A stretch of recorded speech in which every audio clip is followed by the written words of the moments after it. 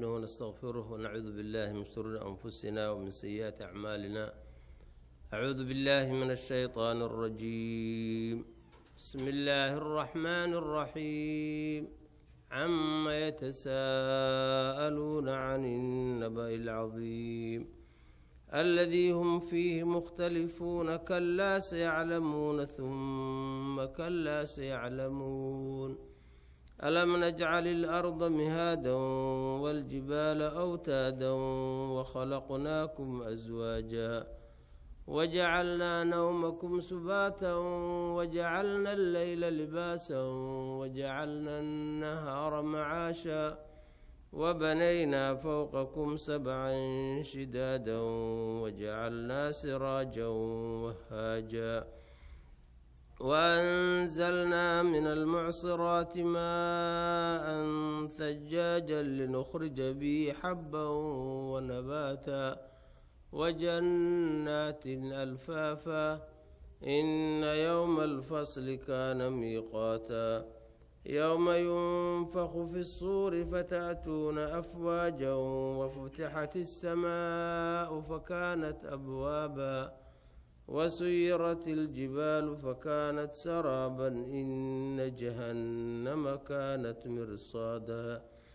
للطاغين مآبا لابثين فيها أحقابا لا يذوقون فيها بردا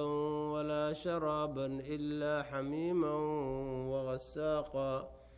جزاء وفاقا إنهم كانوا لا يرجون حسابا وكذبوا بآياتنا كذابا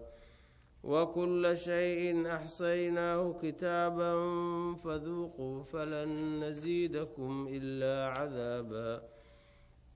إن للمتقين مفازا حدائق وأعنابا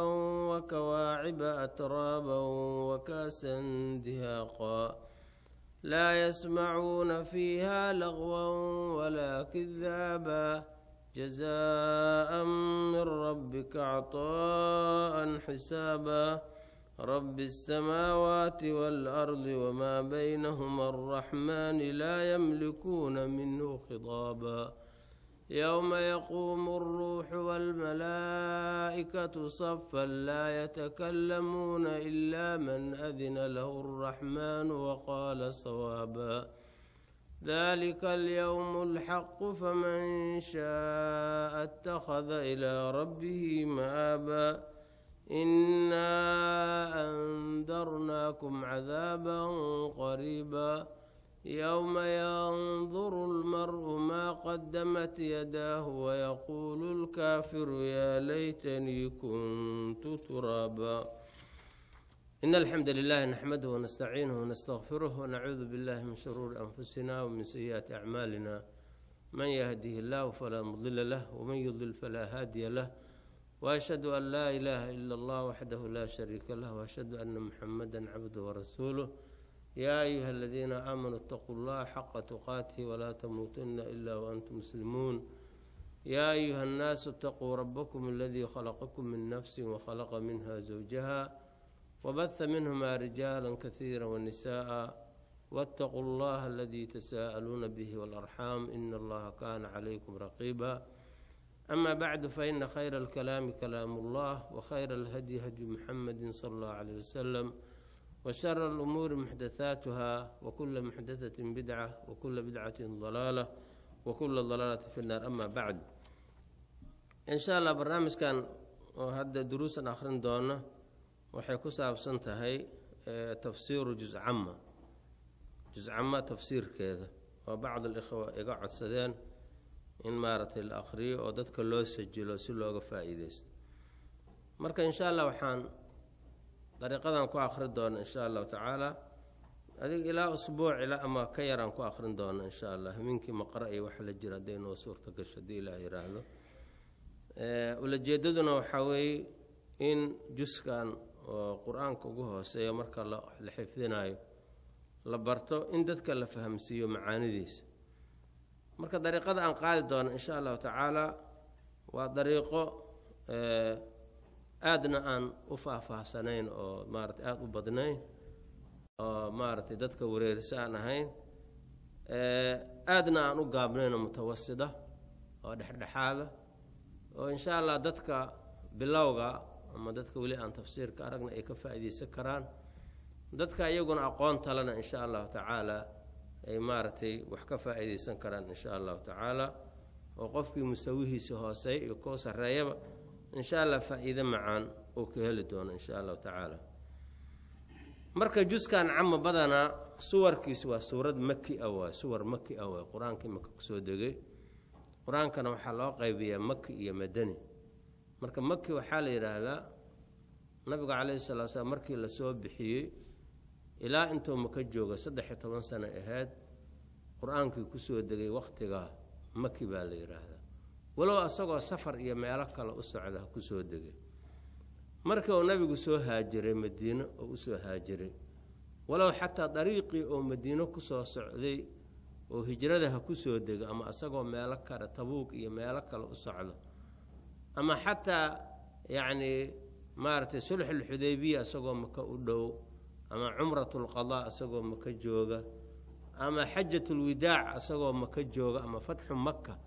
waxa soo dhan maadaama hijrada wixii ka dambeeyay oo soo degay makki baa la yiraahdaa marka waa biictibaar zaman zamanka in loo kala qaybiyo oo ma qabla al-hijrana waxa weey waa makki ma ba'da al-hijra wixii ka dambeeyay waa madani marka quraanka saas waa lagu kala yaqaanaa